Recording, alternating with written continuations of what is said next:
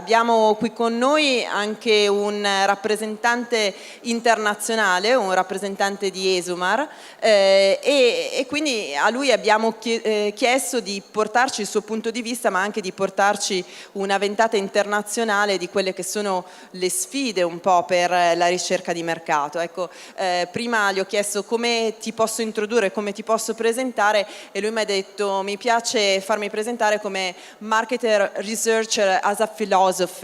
Quindi come philosopher I invite John Puleston to join me on this stage, and I leave him the floor for speaking about information addiction.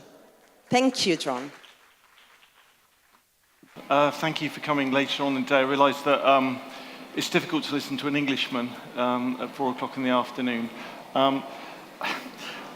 I am here today to talk to you about information addiction and the impact it's having on our lives, because it's quite profound, and the impact for society and the impact for marketeers. I think there's some really significant things that are changing in the way that brands are going to have to interface with the world in the future. My name is Jonathan Puleston, and I'm an information addict. Literally, from the moment I wake up in the morning to the moment I go to bed, I'm on my mobile phone checking information and news, and I'm gathering so much information now in my lives compared to once before. Chasing the crack cocaine hit of news.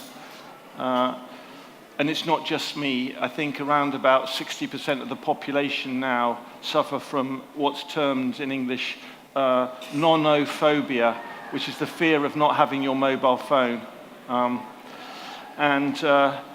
I started to take an interest in this a couple of years ago as I observed my addiction growing and growing, and I started to think about it from a research point of view, from a philosophical point of view. And I began to do some quite extensive research. I took a fascination in what news I was reading, because in the past I would read a newspaper and I'd read it cover to cover, and I would read a highbrow newspaper, and that's all the information I would consume. And now I found myself reading a really salacious headline next to a serious topic, and I was very fascinated how my consumption of information was changing my perspective of the types of things I would consume. So I did an awful lot of research to explore this. And then I went on to do some large-scale surveying of our panel. We're a panel provider. We do online research from people around the world. We surveyed 8,000 people and asked them what they were seeing and being exposed to on social media, and what they were being influenced by too. And I was interested in what was cutting through, what we take notice of, what are we being influenced by, fundamentally, what makes some information more interesting and consumed than other information? Why are we consuming all this information? Why are we sharing this information? What motivates us to share information? It's a really big topic, and I've actually got about 5 presentations on this whole topic, and this is just like one condensed into one. So I'm going to race through really the top line learnings of what I've discovered over the last year or two on this topic, but I have a couple of more detailed papers if anyone's interested. Firstly, taking a look at what is cutting through. What we did is I looked at all the news stories out there, and I could classify it in one word: news porn. What we consume is really quite bizarre. The types of information, the news stories that get to the top of the pile in Reddit, which is a big forum for news, are often the most weird things. I call them unbelievable truths and weird facts, like my cat's an alcoholic, I found a U-boat in Somalia, all these really curious things that I did 100,000 news feeds. I looked at the most popular ones, and these were the top 3 of really quite bizarre topics. Lots of invitations to be entertained. People like to read things that they're going to give you a moment of joy. And a tremendous amount of social campaigning political and commercial, people complaining and having their say about topics. And you could describe it as a Schadenfreude, the German term, pleasure derived from other people's misfortune. It seems to be a formula for getting a story noticed and read. Broadly looking in the more commercial domain, examining what people share and expose to, I asked people to tell me what they felt they were kind of being overexposed to and they seemed far too much of, and that was quite revealing. Number one, people talked about, particularly in Asia, is selfie posts of makeup, people posting pictures of their clothes, pet posts. There's an emerging class of photos being posted on social media of the home. The home is like the frontier now of exposure to my world. Anytime you go on a holiday, you post a picture.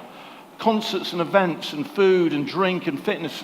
And very, very narrowcast in some respects, and the types of things people post about. And that was interesting to me.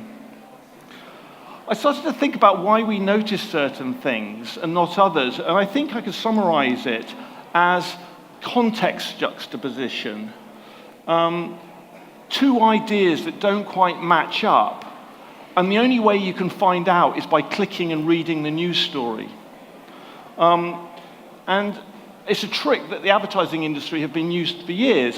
This is a classic ad from the 1960s.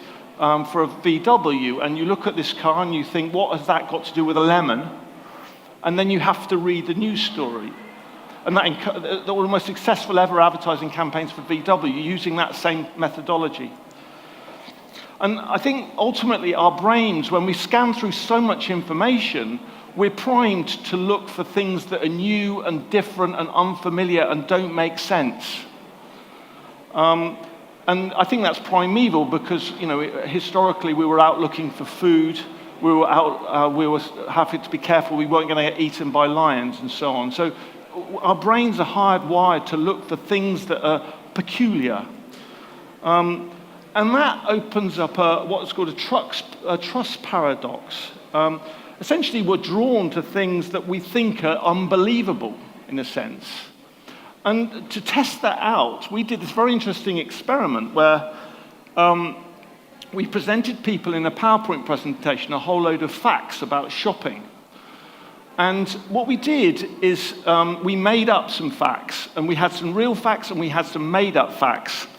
And we asked people which one they thought was true. And then what we did was ask people to look at a series of these facts and we randomly showed either the real fact or the made-up fact. And at the end, we asked them which facts they remembered. And we audited it. And in every case, the counterintuitive fact was better remembered than the real fact, which is quite scary in terms of the way politicians now disseminate information. The next question is, why do we consume all this information? What's driving us? And I think ultimately, it's like any other addiction. It's like smoking. We're after a dopamine hit. And you analyze the types of things that people consume. It's all sorts of things.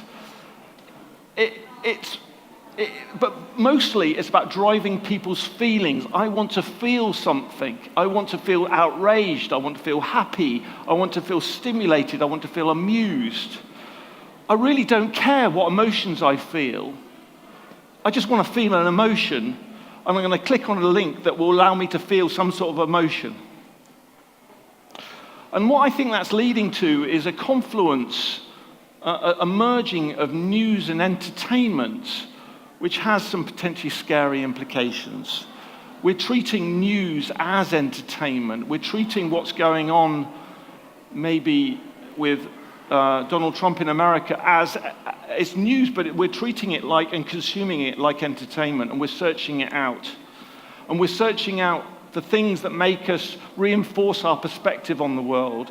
I don't know whether anyone's seen this. It's a famous English documentary called Hypernormalization, which I thoroughly recommend you watch if you've not seen it. It's available on the internet. And he says that online has become a refuge, a place where we go to get all our ideas reassured. And it leads us to living in these wonderfully isolated bubbles that probably everyone knows about, where I'm living in London and I only get exposed to people with my shared opinions, and there's a completely different parallel universe out there where people are exposed to completely different opinions based upon who they link up with and what they take notice of. Those are some of the societorial issues. I think there's some really significant issues for commerce too. And it's really important, I think, for us to understand what we're being influenced by and the level of influence all this information we're consuming is having on our lives. We did this very interesting piece of research where we basically went through lots of different categories and asked them whether they'd been influenced by a decision, a commercial-based decision had been influenced by their behavior, by something that they'd seen on social media, or whether, for example, a political opinion had been changed on social media. And I thought it would be, it would be ups and downs and so on. But I was surprised just about every single topic we had people admitting to have been influenced by something, that they consumed something directly as a result of something they'd seen on social media. And that's the power of it. In the past, media used to dictate what we consumed in terms of information, usually about brands, and advertisers had tremendous control over what we were seen by buying advertising slots. Now, human beings are controlling the message now, and it's been driven by different routes, and marketeers are, in a sense, losing control over the communication about brands. And you start to look at the wider influence of some of this, and it's quite astonishing. For example, if you look at the growth in makeup sales across Asia following the massive growth in makeup selfies, it's like exponential growth in popularity of makeup driven by the makeup selfie. The reason why makeup is so popular because it was a trick that they discovered in the early days of cinema. Makeup makes your face more photogenic, and so that's why people are wearing more makeup. They're sharing photographs of themselves wearing makeup. That's encouraging other people to want to go and buy makeup. Similarly, across Asia, clothes are the real thing to talk about and have. I own clothes. Whenever I go and buy a new item of clothes, I want to share it on social media. Clothes sales are really dramatically increasing across Asia compared to Europe, where we don't brag so much about what we buy in social media in Europe. We talk about other things in Europe. And so sales of clothes are not so stimulated by social media influence. In the UK, if you ask people what the number one thing they see a lot of on social media, it's posts about dogs. I might call pet posts. Everyone who's got a dog posts a picture of their pet. Interestingly, sales of dogs have gone up by 20%. Apparently, black cats are not popular anymore because they're not photogenic. And people are abandoning black cats.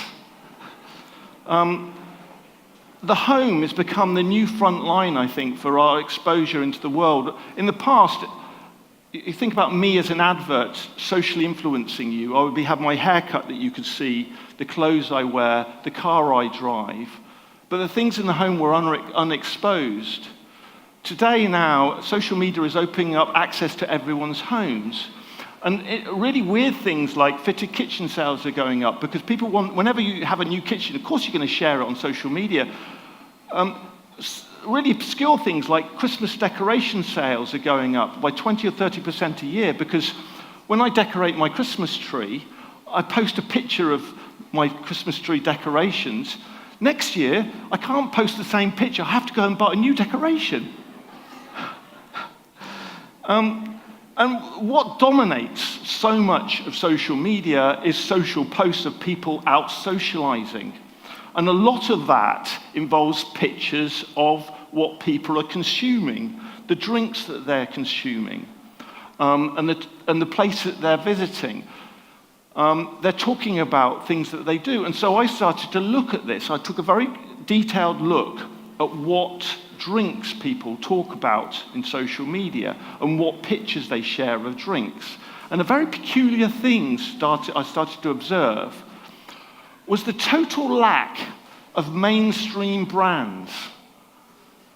When people post a picture of whiskey, no one posts a mainstream brand. They always want to be seen drinking these obscure, different types of drinks. And I saw exactly the same in soft drinks, for example. There was hardly any posts of Coca-Cola. It was pictures of small, new types of drinks. Likewise with restaurants. You weren't seeing posts of pictures of McDonald's. You were seeing posts of pictures of this cool new restaurant. And I think that this is a very disruptive force. And I think it helps to understand the motives for why people share things and endorse things on social media. And there's some very interesting work which you can find online by the New York Times that have explored this. And essentially their argument is that information is a currency. I share information to build my social status. And so I'm trying to buy affection amongst my peer group. We're using it to define ourselves. We want to be seen as nice, smart, clever, funny, interesting people. And we do that by what we share. And so that determines the types of things we then talk about. So I went further into this and I looked at things like supermarkets. I looked at 1,300 respondents and how often they mentioned that they'd shared a post about a supermarket. And these are the biggest supermarkets in the UK, the 6 top supermarkets. In amongst those 1,000, there were 6 posts.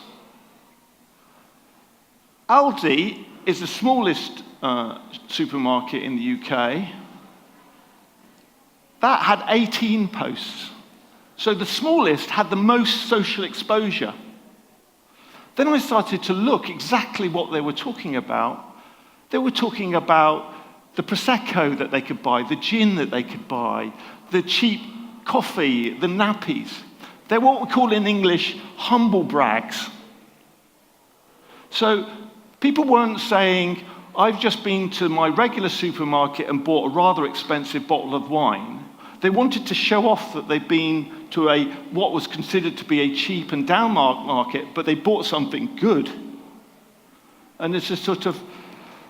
The other thing that social media is a massive forum for moral retribution.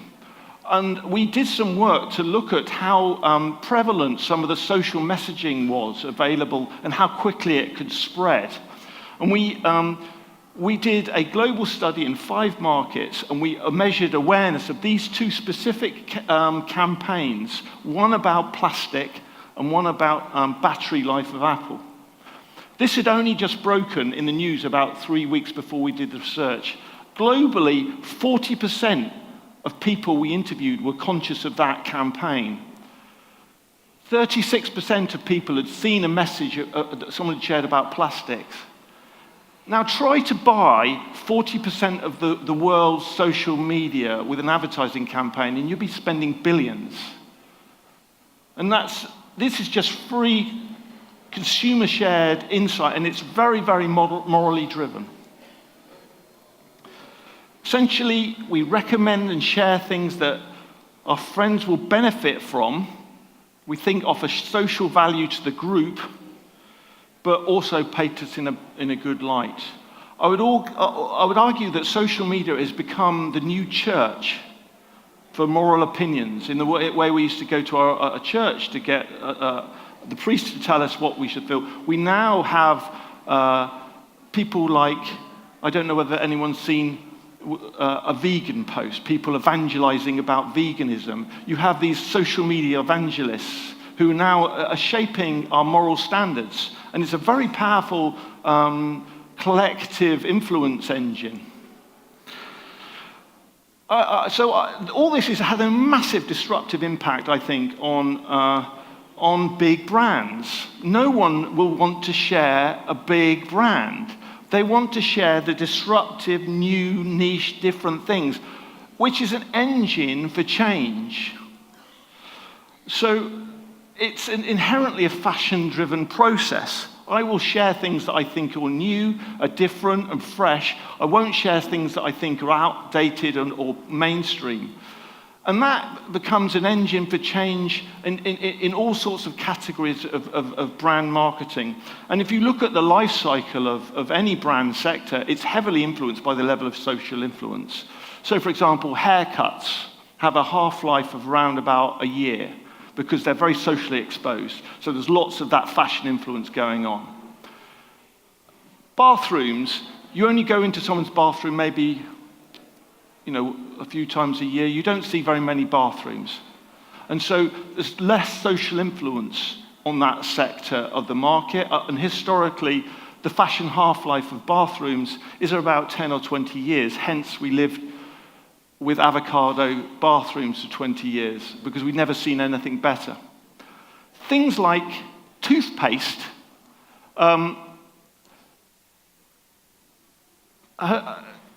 things like shoe polish, this sits underneath our cupboard. Have you ever seen anyone else's shoe polish? There's zero social influence of shoe polish, and therefore there's no social churn factor. Boot polish, the number one boot polish, has been number one in the market for the last 100 years because there's zero social influence.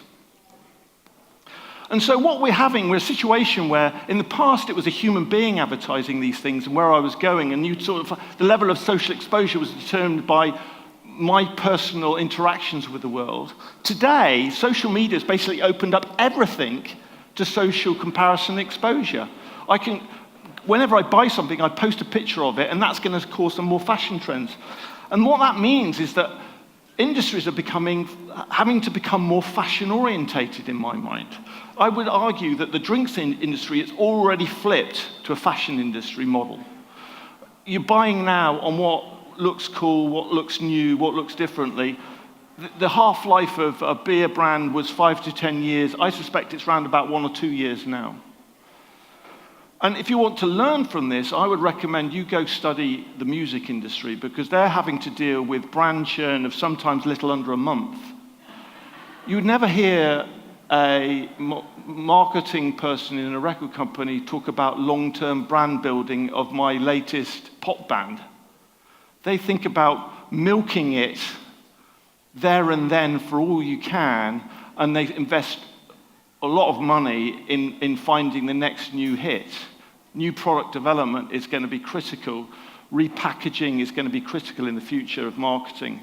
Packaging, I think, is going to be the forefront of innovation and keeping ahead of the curve. And renaming, rethinking is going to be you're going to have to think about curtailing the popularity potentially of your product, because at a point of certain popularity, that's how then it loses its appeal. And that's the fashion industry has lived with that for generations. And so, for example, the fashion brands use price to limit the popularity of, say, Chanel. You just literally physically limit it, because if Chanel becomes too popular, it dies. So it has to be below a certain popularity threshold. So you have to learn about the science of fashion, essentially, as a marketeer in the future, I think. And it's a most unexplored topic, in my opinion. I think the other thing is that marketers are going to focus on promoting clear feature benefits.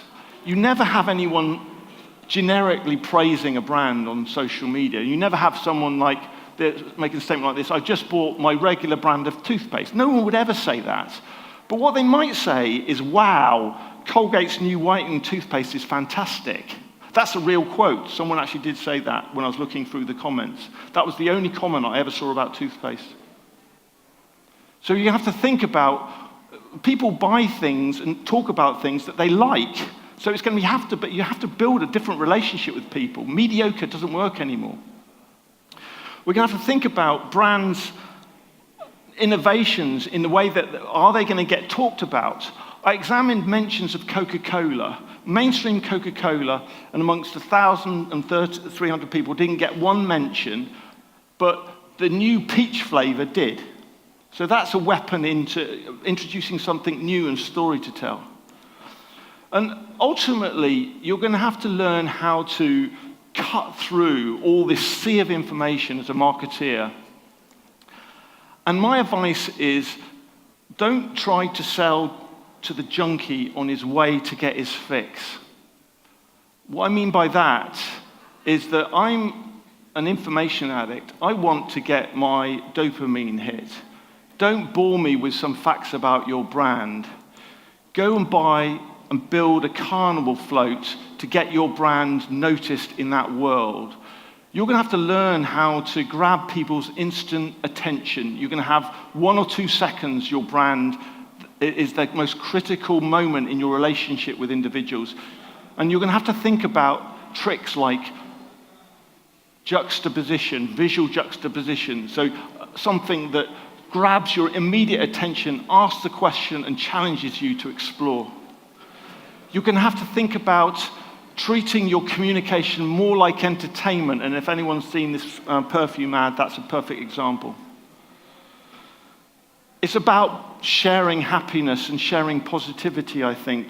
I don't know whether have I got time? Yeah, a little bit of time. I just show this. This is probably my example of an archetypal advert in the future of advertising.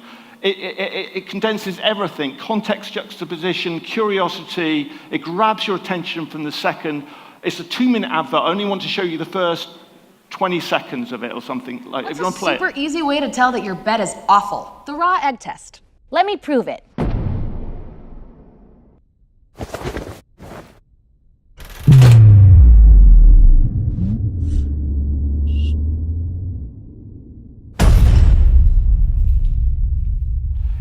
Go and watch this advert in your own spare time, but you want to know what's going on here. What's this woman in a Goldilocks outfit doing, advertising a bed, and what's all this technology? I mean, it's just it's bombarding you with questions. You're so curious, you want to know what's on. This is a 2-minute advert that the last time I looked, it generated 40 million hits for free. Because it basically understands how to sort of short-circuit the behavioral science of your attention. Can we move on to the next, back to the, yeah. I also, there's a warning as well out there that, you know, you're going to, obviously, I think probably a lot of people in the brand world are aware about this, is because the morality of social media is so strong, if you get on the wrong side of it, you can have some real problems. And I think brands are going to have to be really, really wary about where they step. Altruism is going to be something that's going to be important for brands. They're going to have more of a social conscience. And thinking about campaigns that have social value that people then want to talk about as contributing net gain to the society we're in. I think morality and brands is fusing, and you're going to have to get to grips with that. Be more purposeful. I think that's probably a cliche. And then thoughts. For everyone in this room who might be a little bit addicted to social media, in the Middle Ages, pretty much everyone drank alcohol all day long. We were addicted to it, essentially. And slowly over the centuries, we've learned through social norms and recognized the impact it was having on society to sort of curtail a certain degree our drinking behavior. We tend to drink now only in the evenings, or certain particular times of day. It's not such a prevalent type of thing. And I think we have to learn to reshape how we use our mobile phones in a social environment in a way to the future. And if anyone's actually suffering from the effects of information addiction, here's some helplines you can go and look at and maybe have a digital detox the next time you go on holiday. Thank you for your time. I realize I rushed through this topic.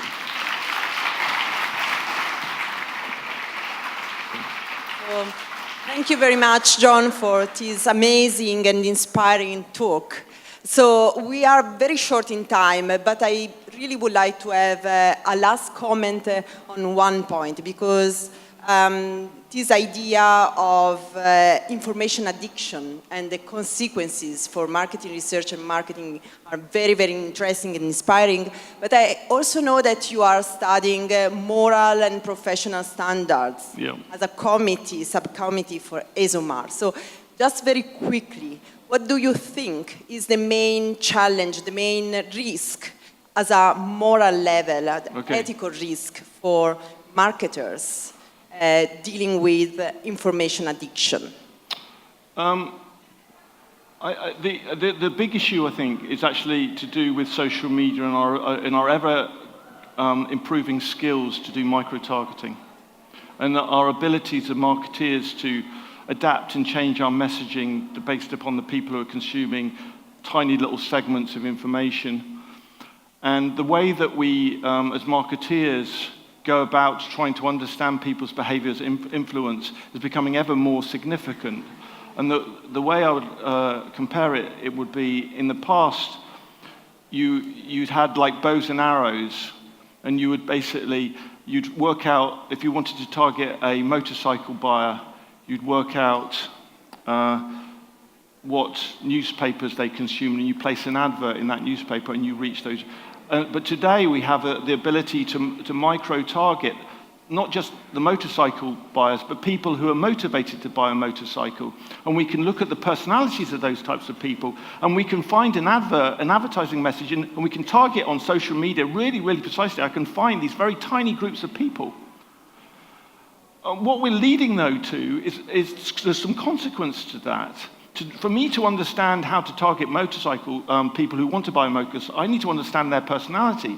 What I learned from doing that is that they're risk takers, and I need to appeal to risk takers. And so I end up creating an advertising campaign to reach these types of people in the niche groups of people who are open to taking risks. And what I then, you suddenly step back and you suddenly realize that I'm actually creating an advertising campaign to help kill people. And we have lots of moral responsibilities in that regard with what we learn and how we apply market research that we have to think about in the way we're going forward into the future. Thank you very much. Very challenging. Thank you. Thank you.